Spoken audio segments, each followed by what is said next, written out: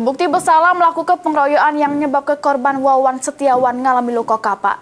Terdakwa Muhammad Tegar divonis Majelis Hakim Pengadilan Negeri Palembang pidana penjara selama 2 tahun 3 bulan.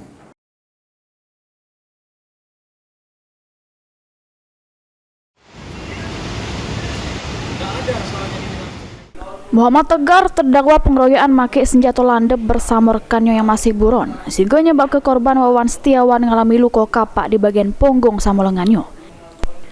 Mak ini terdakwa Muhammad Tegar jalani sidang di Pengadilan Negeri Palembang jero agenda putusan Majelis Hakim.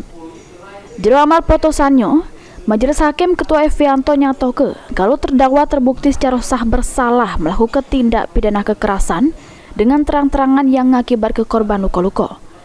Menghukum terdakwa Muhammad Tegar dengan pidana penjara selama 2 tahun 3 bulan.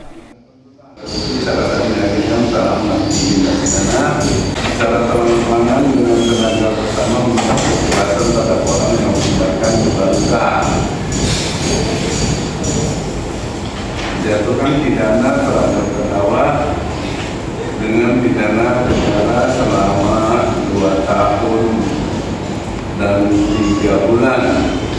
Tetapkan namanya terhadap proses pembayaran dibutuhkan dalam catatan dalam pembayaran perkara sebesar 5.000. Sebelumnya, jaksa penuntut umum menuntut terdakwa dengan pidana penjara selama 2 tahun 6 bulan, lebih tinggi dari vonis Majelis Hakim.